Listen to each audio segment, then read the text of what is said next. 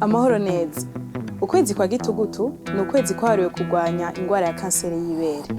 Ikarira cane abakenyezi gusumba abagabo. Ariko uyimenye kare irakira. Mu Burundi, mu bitaro vy'abivura kanseri, ibice 50% usanga bariko bavura kanseri y'ibere. Gushika ubu, nta muhinga aratora icivako. Nubwo biruko, hariyo abantu kanseri y'ibere ikarira.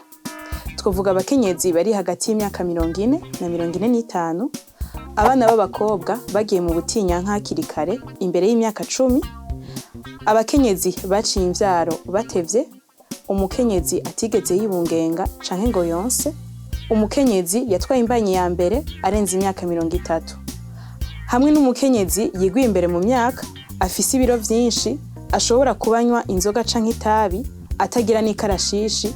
Abo bose iyo ngwara ya kanseri y'ibere irabakarira. Abafise uwo basangiye amaraso nk'umuvyeyi canke uwo bavukana yigeze kugwara iyo ngwara, bo bafise ivyago vyo kugwara kanseri y'ibere vyigwije incuro 5. Uwundi mugwi n'abafise utuvyimba mu mabere canke bakunda kutugwara. Abo bose barakarirwa na kanseri y'ibere. None wamenya gute kugwaye kanseri y'ibere?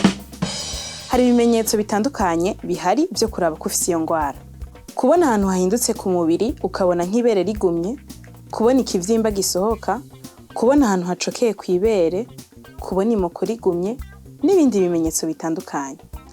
Bagenzi, cane cane mwebwe abakenyezi, mwitwarike kuza muri isuzuma mu kwikorakora ku mabere kugira mwumvirize ko atatuvyimba twoba duhari nk'inyuma y'imisi 3 canke 4 inyuma y'ubutinyanka.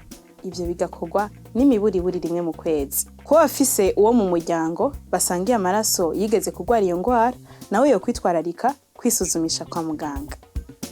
Twikinge.